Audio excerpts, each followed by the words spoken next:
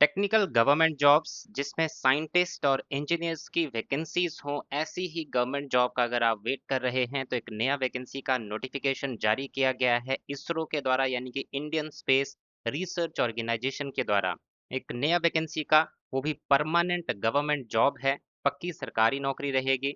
Scientist engineer की आपकी post है।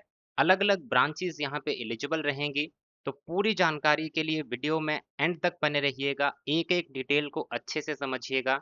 मैं यहाँ पे आपको जानकारी देने वाला हूँ एजुकेशनल क्वालिफिकेशन के साथ साथ कौन कौन से सेंटर में वैकेंसीज निकली है। जैसा कि आप जानते हैं इसरो के अलग अलग सेंटर्स हैं ऑल ओवर इंडिया में, तो किस किस सेंटर में किस ब्रांच की वैकेंसी है वो भी आज की वीडियो में आपको जानकारी देने वाला हूँ।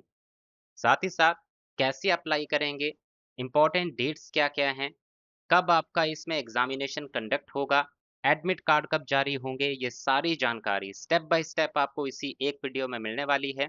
तो स्किप मत कीजिएगा, एक भी पार्ट इस वीडियो का एंड तक बने रहिएगा। और साथ ही साथ चैनल को सब्सक्राइब करना मत भूलिएगा। सबसे पहले यूट्यूब पे सर्च करना है ओपनिंग्स फॉर इंजीनियर्स, ये हमारे यूट्यूब चैनल का नाम है जिससे आप ये वीडियो देख रहे हैं। ये जब आप सर्च करेंगे तो इस तरह का पेज आपको दिखाई देगा, इस लोगो पे आपको क्लिक करना है। इस तरह से फिर उसके बाद हमारा जो यूट्यूब चैनल है वो ओपन होगा और सब्सक्राइब बटन आपको दिखेगा, इस पर क्लिक करके आपको चैनल को सब्सक्राइब कर लेना है। उसके बाद बेल आइकन आएगा, उस पर प्रेस करके ऑल नोटिफिकेशन को सेलेक्ट कर लेना है। इससे ये होगा कि आपको जो भी लेटेस्ट गवर्नमेंट जॉब्स जारी होती है टेक्निकल डोमेन में, जो टेक्निकल वैकेंसीज होती हैं engineering degree, engineering diploma, ITI, apprenticeship candidates के लिए, वो सारी जानकारी आपको इस यूट्यूब चैनल पे रोज़ाना मिलेंगी। रोज़ाना ये हमारे इस यूट्यूब चैनल पे 2 से 3 वीडियोज़ अपलोड होते हैं जिसमें हम जानकारी देते हैं लेटेस्ट जॉब्स की। तो यहाँ पे जैसे कि आप देख सकते हैं ये इंजीनियरिंग जॉब ओपनिंग्स का एक नोटिफिकेशन आया था इंडियन रेलवेज की तरफ से, इसका अपडेट है। Steel authority of India, minting corporation, इस तरह की जो गवर्नमेंट ऑर्गेनाइजेशंस हैं जो गवर्नमेंट ऑफ इंडिया के अंतर्गत काम करती हैं और जहाँ पे आपको अच्छी खासी हाई सैलरी पैकेजेस मिलते हैं, तो ऐसी ही जॉब्स की जानकारी आपको रोजाना हम प्रोवाइड करते हैं। तो अगर आपने इस चैनल को सब्सक्राइब किया होगा तो डेली आपको जानकारी मिलेगी ऐसी ही लेटेस्ट गवर्नमेंट जॉब्स के बारे में। जैसे कि आप देख सकते हैं एनएमडीसी स्टील, एयरपोर्ट अथॉरिटी, और 12,000 से ज़्यादा वैकेंसीज। अभी एक वीडियो मैंने डाला था जिसमें 12,000 से ज़्यादा वैकेंसीज के लिए आप आवेदन कर सकते हैं 13 सितंबर 2026 तक। ये वीडियो भी आप हमारे चैनल पे जाके देख सकते हैं। काफ़ी लोगों ने ये वीडियो देखा हुआ है और काफ़ी लाइक किया गया है इस वीडियो को, क्योंकि इसमें इतनी इंफॉर्मेटिव इंफॉर्मेशन है अलग अलग डिपार्टमेंट की कि आपके लिए भी कोई ना कोई वैकेंसी इसमें से निकल सकती है। तो ज़रूर ऐसी वीडियोस देखिएगा चैनल पे जाके, चैनल के वीडियो सेक्शन में जाके ये सारी जानकारी आप देख सकते हैं। अब आते हैं नोटिफिकेशन पे और बात करते हैं कौन कौन सी वैकेंसीज हैं। तो ऑर्गेनाइजेशन जैसे कि मैंने स्टार्टिंग में आपको बता दिया था, इंडियन स्पेस रिसर्च ऑर्गेनाइजेशन, इस ऑर्गेनाइजेशन का नाम है, ये आपने सुन रखा होगा। ये जो हमारी भारत सरकार के अंडर काम करने वाली एक ऑर्गेनाइजेशन है और भारत के लिए बहुत बड़ी बड़ी अचीवमेंट जो है ये ऑर्गेनाइजेशन कर चुकी है और आगे भी करने वाली है। इसरो के द्वारा जो ये वैकेंसीज हैं, पोस्ट आपकी रहेगी साइंटिस्ट स्लैश इंजीनियर एससी की। और इसमें आपकी जो ब्रांचेस एलिजिबल हैं उसकी अब बात करते हैं और कौन कौन से जो इनके यूनिट्स हैं वहाँ पे वैकेंसीज निकली हुई है उसकी भी बात करेंगे। साथ ही साथ इसमें एक और चीज़ बता दूं आपको, ये जो आपकी पोस्ट है ये ग्रुप ए पोस्ट होती है और ये जो इसमें आपका पे मैट्रिक्स रहता है ये लेवल 10 का रहता है। आगे आपको सैलरी भी बताऊंगा, एग्जैक्ट सैलरी आपको कितनी मिलने वाली है इसमें मंथली जो स्टार्टिंग होगी। तो सबसे पहले इसमें जो पोस्ट कोड है, मैं पोस्ट कोड वाइज बताता चलूंगा। जो भी आपका पोस्ट कोड होगा आपके लिए इजी होगा फिर सेलेक्ट करना कि आप किस पोस्ट कोड के लिए एलिजिबल हैं और किस पोस्ट कोड के लिए आपको अप्लाई करना है। तो पहला पोस्ट कोड है BE001। ये पोस्ट है साइंटिस्ट इंजीनियर इलेक्ट्रॉनिक्स की।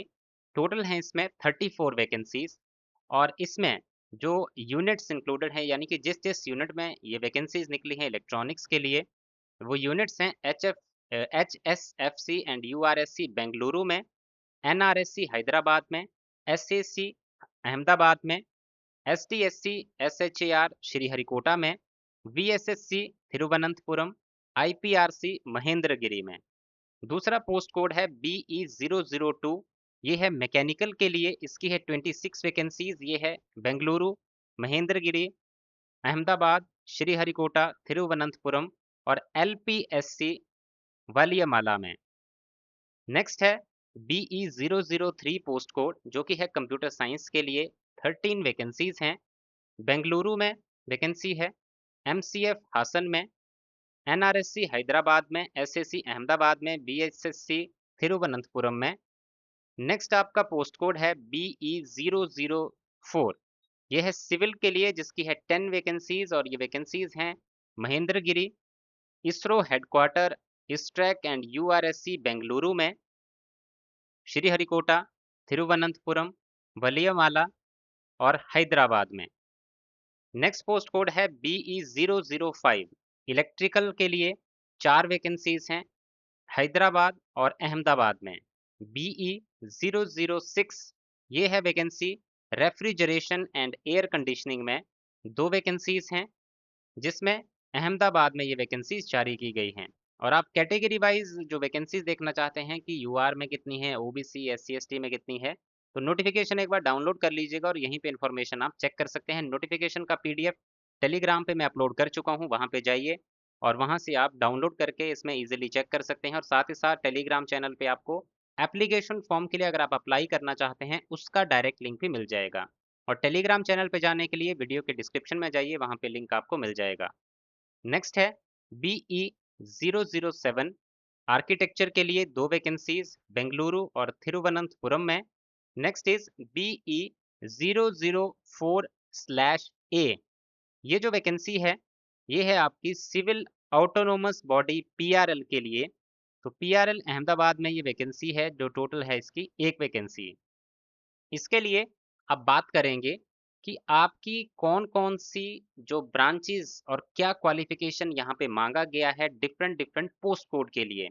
तो सबसे पहले बात करेंगे BE001 के लिए। तो इसके लिए आपने BE BTech किया होना चाहिए इलेक्ट्रॉनिक्स एंड कम्युनिकेशन इंजीनियरिंग में, जिसमें आपके 65% मार्क्स होने चाहिए और CGPA है तो 6.84 या फिर उससे ज़्यादा का CGPA आपका होना चाहिए। और साथ ही साथ इसमें एक और कंडीशन है जो सबसे इम्पॉर्टेंट है कि वैलिड गेट स्कोर आपके पास होना चाहिए इलेक्ट्रॉनिक्स एंड कम्युनिकेशन इंजीनियरिंग, जिसका पेपर कोड हो EC। अब कौन से ईयर का गेट स्कोर वैलिड रहेगा वो मैं आपको आगे बताऊंगा। तो गेट स्कोर भी आपके पास EC पेपर कोड का होना चाहिए इस पोस्ट कोड के लिए। नेक्स्ट पोस्ट कोड है 002, इसके लिए BE BTech किया हो मैकेनिकल इंजीनियरिंग में और गेट स्कोर हो आपका mechanical engineering ME paper code में। 003 के लिए कंप्यूटर साइंस इंजीनियरिंग में BE BTech किया हो और वैलिड गेट स्कोर हो आपका CS पेपर कोड में। 004 के लिए सिविल इंजीनियरिंग की BE BTech की हो, गेट स्कोर हो वैलिड आपके पास CE पेपर कोड का।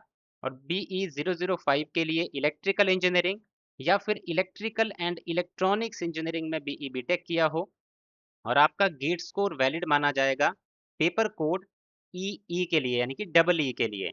006 जो पोस्ट कोड है इसके लिए मैकेनिकल इंजीनियरिंग आपने की हो with air conditioning and refrigeration, यानी कि आपने मैकेनिकल इंजीनियरिंग में BE BTech किया हो और air conditioning and refrigeration as elective या फिर एज अ कोर सब्जेक्ट अपने किसी भी सेमेस्टर के दौरान आपने पढ़ा होना चाहिए। तो ये अगर आपने पढ़ा है तो आप इस पोस्ट के लिए अप्लाई कर सकते हैं। आपके पास वैलिड गेट स्कोर भी होना चाहिए ME पेपर कोड में। 007 के लिए आर्किटेक्चर में बैचलर्स डिग्री किया हो आपने और साथ ही साथ आपके पास वैलिड रजिस्ट्रेशन सर्टिफिकेट हो काउंसिल ऑफ आर्किटेक्चर का और गेट स्कोर आपके पास architecture and planning AR paper code का होना चाहिए। और लास्ट में BE04/A जो जो पोस्ट कोड है इसके लिए सिविल इंजीनियरिंग में BE BTech किया हो और गेट स्कोर हो सिविल इंजीनियरिंग में, यानी कि पेपर कोड हो जिसका CE। तो ये भी आपका क्राइटेरिया जो है कंप्लीट होना चाहिए। एक और चीज़ मैं यहाँ पे मेंशन करना चाहूँगा, जैसे कि यहाँ पे बताया गया था कि BE BTech आपने किया होना चाहिए, या इससे इक्विवेलेंट क्वालिफिकेशन अगर आपकी कोई है तो वो भी यहाँ पे अप्लाई कर सकते हैं। अब इक्विवेलेंट क्वालिफिकेशन का क्या मतलब रहेगा यहाँ पे, BE BTech के साथ और कौन सी डिग्रीज वाले कैंडिडेट अप्लाई कर सकते हैं। तो एक तो हो गया BE BTech, इसके अलावा अगर किसी ने BSc इंजीनियरिंग में उस पर्टिकुलर ब्रांच में BSc इंजीनियरिंग किया है वो भी अप्लाई कर सकते हैं। किसी ने डिप्लोमा उसके बाद लेटरल एंट्री के थ्रू अपना इंजीनियरिंग किया है वो भी अप्लाई कर सकते हैं। किसी ने बीएससी, उसके बाद लेटरल एंट्री के थ्रू कंप्लीट किया है अपना ग्रेजुएशन, वो भी अप्लाई कर सकता है, या एएमआईई के थ्रू। तो ये जो कैंडिडेट हैं ये भी अप्लाई कर सकते हैं। एक और इसमें इम्पॉर्टेंट चीज़ है कि जो मैंने ब्रांचेज़ आपको बताई हैं, उसके इक्विवेलेंट ब्रांचेज़ भी यहाँ पे अप्लाई कर सकती हैं। अब कौन-कौन सी ब्रांचेज़ किसके इक्विवेलेंट हैं और कौन-कौन से पोस्ट कोड में अप्लाई कर सकती हैं, तो आपको मैं पोस्ट कोड वाइज़ बताता चलूँगा, आप ध्यान से देखिएगा। यहाँ पर जो इलेक्ट्रॉनिक्स के लिए पोस्ट थी, जिसमें इलेक्ट्रॉनिक्स के लिए बताया गया था, जिसका पोस्ट कोड है BE001, उसमें और कौन-कौन सी ब्रांचेज़ जो हैं एलिजिबल हैं।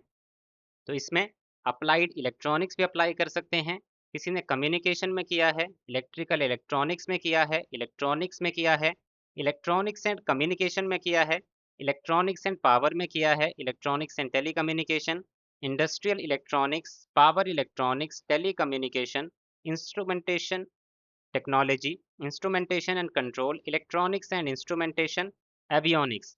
ये ब्रांचेस में अगर आपने किया है तो भी आप अप्लाई कर सकते हैं, लेकिन आपका गेट क्वालिफिकेशन सिर्फ इसी पेपर कोड का ही होना चाहिए। अब दूसरा पोस्ट कोड BE002 जो कि मैकेनिकल था, तो इस डिसिप्लिन में एक तो मैकेनिकल इंजीनियरिंग, उसके अलावा aeronautical, aerospace, industrial and production, industrial, industrial engineering and management, industrial management, manufacturing engineering and technology, manufacturing process and automation engineering, manufacturing sciences और engineering, manufacturing technology, material science and technology, mechanical and automation engineering, mechanical and mechatronics engineering, mechanical, mechanical engineering industry integrator, mechanical engineering manufacturing engineering, mechanical engineering production, mechanical engineering design, mechatronics engineering, metallurgical and material engineering, metallurgical engineering, metallurgy, metallurgy and material technology, production and industrial, production engineering, production management, और GATE qualification paper code ME में होनी चाहिए। अब इसके बाद है paper post code BE003 जो कि कंप्यूटर साइंस के लिए था।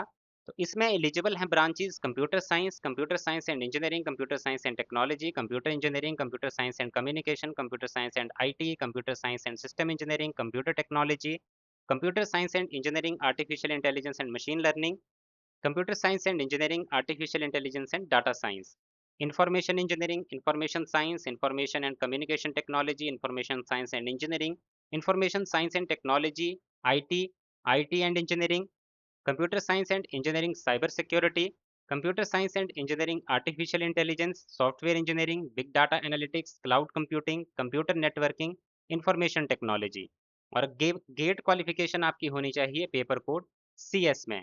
इसके बाद है इलेक्ट्रिकल डिसिप्लिन। तो इलेक्ट्रिकल डिसिप्लिन में दो ही ब्रांचेज एलिजिबल हैं जो कि मैंने आपको पहले भी बता दी थी, इलेक्ट्रिकल, इलेक्ट्रिकल एंड इलेक्ट्रॉनिक्स। इसके बाद जो मैकेनिकल डिसिप्लिन जिसका पोस्ट कोड है BE006, यहाँ पे बताया गया है वही सेम इंफॉर्मेशन जो मैंने आपको पहले बता रखी है, वही सेम इंफॉर्मेशन आपको जो है रिक्वायर्ड रहेगी। अब इसमें बाकी इसके अलावा एज क्राइटेरिया की बात करें तो आपकी एज 28 साल से कम होनी चाहिए, यानी कि आपकी डेट ऑफ बर्थ जो है 18 अगस्त 1998 या उससे बाद की होनी चाहिए। ओबीसी कैंडिडेट के लिए 18 अगस्त 1995 से बाद की, SC ST के लिए 18 अगस्त 1993 के बाद की। इसके अलावा यहाँ पे बात करें कि आपने अप्लाई कैसे करना है, तो अप्लाई करने का डायरेक्ट लिंक आपको हमारे टेलीग्राम चैनल पे मिल जाएगा, या फिर इसरो की वेबसाइट पे जाके आप एप्लीकेशन फॉर्म भर सकते हैं। एप्लीकेशन फ़ीस कितनी पे करनी होगी, तो 250 रुपये की एप्लीकेशन फ़ीस आपको एप्लीकेशन फॉर्म भरते समय पे करनी होगी। और इसमें जो अगर आपकी सिलेक्शन की बात करें और आपके डॉक्यूमेंट्स कौन-कौन से अपलोड करने होंगे उनकी बात करें, तो आपको अपना photo, signature, GATE score, card जो है PDF फॉर्मेट में अपने सारे डॉक्यूमेंट्स सदर जो होंगे उनके साथ अपलोड करने होंगे, जो आपको वहाँ पे कहा जाएगा। इसके बाद सिलेक्शन प्रोसेस पे आते हैं। तो सिलेक्शन प्रोसेस में बताया गया है कि आपको इंटरव्यू के लिए पहले शॉर्टलिस्ट किया जाएगा, और इंटरव्यू पे शॉर्टलिस्ट जो है आपको जो आपका गेट स्कोर है और साथ ही साथ 1:7 रेशो में आपको शॉर्टलिस्ट किया जाएगा। तो जो आपका गेट स्कोर जितना अच्छा होगा उतना ही आपके चांसेस होंगे कि आपको शॉर्टलिस्ट किया जाए इंटरव्यू के लिए। तो गेट स्कोर के बेसिस पे आपको जो है यहाँ पे शॉर्टलिस्ट किया जाएगा। आगे मैं आपको गेट स्कोर कौन से ईयर का होना चाहिए वो भी बताऊंगा, वेट कीजिएगा, आगे वीडियो में वो भी आने वाला है। इसमें अब आपको एसेस किस किस चीज़ पे किया जाएगा जो आपकी सिलेक्शन होगी, तो उसमें आपके टेक्निकल नॉलेज के 40 नंबर के बेसिस पे आपको मार्क्स जो है दिए जाएंगे। जनरल अवेयरनेस के बेसिस पे, यानी कि टेक्निकल में जो आपका जनरल अवेयरनेस है उसके बेसिस पे आउट ऑफ 20 मार्क्स दिए जाएंगे। कम्युनिकेशन स्किल्स, प्रेजेंटेशन स्किल आपके 20 मार्क्स होंगे। Comprehension 10 marks. एकेडमिक अचीवमेंट्स जो हैं आपकी, उसके बेसिस पे आउट ऑफ 10 आपको मार्क्स जो है वो दिए जाएंगे। इसके अलावा अदर जो चीज़ें होंगी उसके बेसिस पे आपको ये जो 10 मार्क्स हैं उनके बेसिस पे आपको पूरा शॉर्टलिस्ट यहाँ पे किया जाएगा। तो ये टोटल प्रोसेस रहेगी आपकी 100 मार्क्स की। तो यहाँ पे आपको जो आपके अब वेटेज रहेगी, अब जब फाइनल मेरिट लिस्ट बनेगी आपकी, तो आपको किस बेसिस पे शॉर्टलिस्ट किया जाएगा, तो आपके गेट स्कोर की होगी वेटेज 50% की और इंटरव्यू की होगी 50% वेटेज। तो टोटल आपका 60% जो है यहाँ पे क्वालिफाइंग क्राइटेरिया होना चाहिए।